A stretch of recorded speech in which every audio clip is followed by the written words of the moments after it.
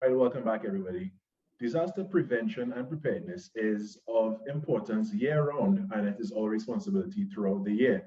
But May is the National Disaster Prevention and Preparedness Month, and we've been chatting with the ODPM with regard to that, and we've been going through the weeks of their various activities. Joining us this morning to chat further is Catherine Badlu Duerga, who is the Chief Planning Engineer of the Highways Division, Ministry of Roads and Transport.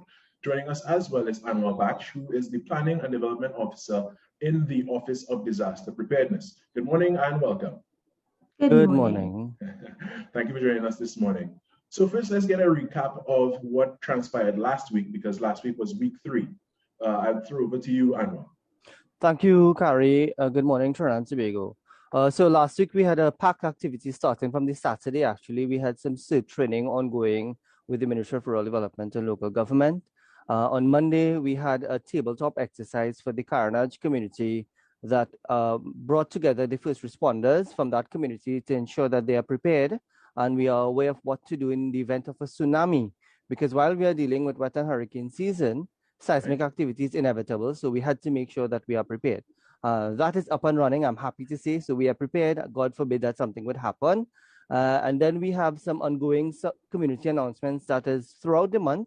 And though we are home, there are still some community signs that are being posted throughout the communities with hurricane preparedness tips that will remind us throughout the entire season at the end of May that we'll be able to see their billboards. They are within 70 communities in Trinidad and Tobago. Initially, it was 42, but we've been able to push to 70 communities in Trinidad and Tobago with these hurricane preparedness tips. So it was a lot, and the training finished yesterday, but conversations are still ongoing as to how we can see things progress. Just to put a plug in, we still have the home evacuation challenge and the spoken word competition that's ongoing. So persons are encouraged to register and participate. Over to you. All right. Well, let's find out a little more about evacuation, the evacuation competition. What do individuals need to do to participate, one, and what should they have in place for a proper evacuation plan? Well, the evacuation challenge really asks you to evacuate your home in 3 minutes or less to ensure that you have your grab and go bag, your crisis com plan, know your evacuation routes and to the nearest point of safety. But tips are on our social media and guidelines on our social media. So please check it out on social media for more details and participate. Please, we are asking you to participate. Wonderful. And Catherine, over to you now. You are here to tell us what is happening for week 4, and with your 17-year experience with the Ministry of Roads and Transport as an engineer, civil engineer, you could tell us what that expertise and your background, what role it has to play in what are the activities coming up this week. Good morning again to everyone. My role has given me a unique perspective, seeing that we have been called out on major events and emergencies throughout Trinidad. And being a key member of the representative from Ministry of Works on the ODPM, we have been graced as the chairpeople for Subcommittee 4, which is this week of activities. So we have been deeply involved in everything. So today we're going to kick off the activities with a virtual panel discussion with our first responders and our special needs groups.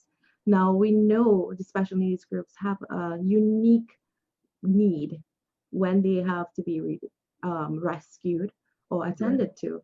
So we opening up that conversation between the first responders and the three different categories of special needs group. We have the Blind Welfare Association, we have the Hearing Impaired Association, as well as the Autistic Support Group of Trinidad and Tobago.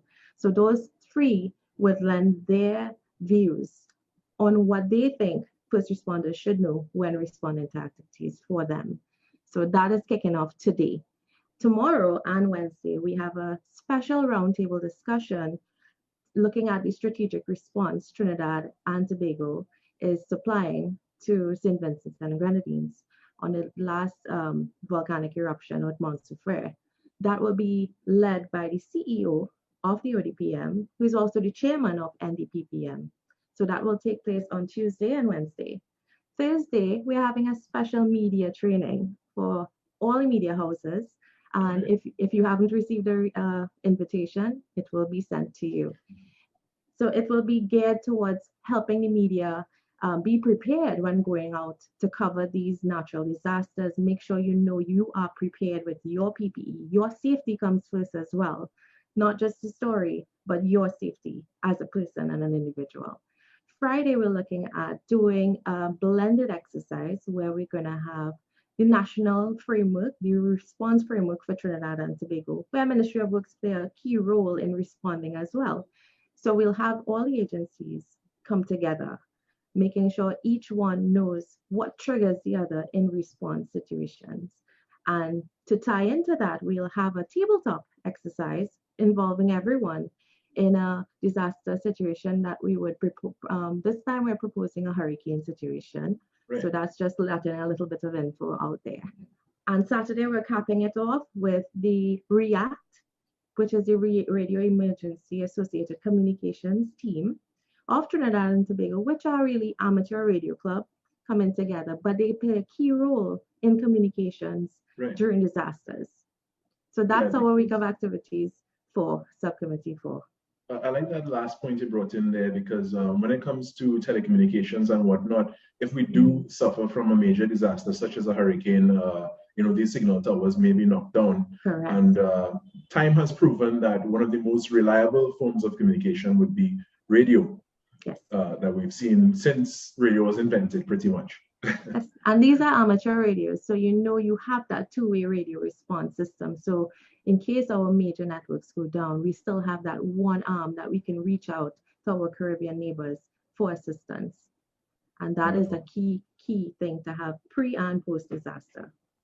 And well, since we're pretty much wrapping up with you all for the month of May, is there a list of tips, I guess, that you could give the general public in the event of a major disaster, and what are some of the ways that the individual can do in their homes, at the workplace, as the case may be, when it comes to being prepared for a disaster? So I'll take that. It's important for us to, in the onset of a disaster, first to begin, we must remain calm. Calmness is important for us. But to prevent the extensive impacts, there are things that we can do in our homes. Simple things: clear your drains around your home. Please secure your roofs, any loose galvanized. Trim any trees that may be tall and may threaten your home. And that's around our home. Secure our entries with sandbags if there's a need for, if you're in a low-lying area and flood may enter your home. Please have sandbags on standby to block your doorways. Put window shutters so that you can prevent anything from bursting your windows. And within your community, then know your first responders. Know who are your what are your evacuation routes? Where are your shelters? And what is your crisis communication plan? Be your neighbor's keepers, please. If you know there is an older person, there is a vulnerable person, there's a single person, please adopt this body mentality that we can check onto someone in the event of a disaster. I'm begging you. All right, and with that, I want to thank you both so much for joining us this morning and giving us this wonderful information. And again, I'm looking out for my invite for the media training. You're invited. That's your invitation. Definitely. Thank you very much. And I do wish you the very best. Stay safe and continue doing the great work you are both doing. So I want to thank you, Catherine Badlu Duerga, who's the Chief Planning Engineer of the Highways Division, Ministry of Works and Transport. And I want to thank you as well for your continued support and communication with us, Anwar Baksh, with the Planning and Development, who is a Planning Development Officer with the Office of Disaster Preparedness. Have a great morning. Thank you very much. All right, and what they're saying, to continue being prepared, it is a year-round responsibility, and it continues to hold importance throughout the year, throughout your life, because you never know what can happen when. So make sure that you are prepared. And again, you can go onto the various social media pages and the website as well for more information on how you yourself or your community can be prepared in the event of a disaster. All right, we're going to take a short break and come back with much more right here on the Now Morning Show. Stay with us.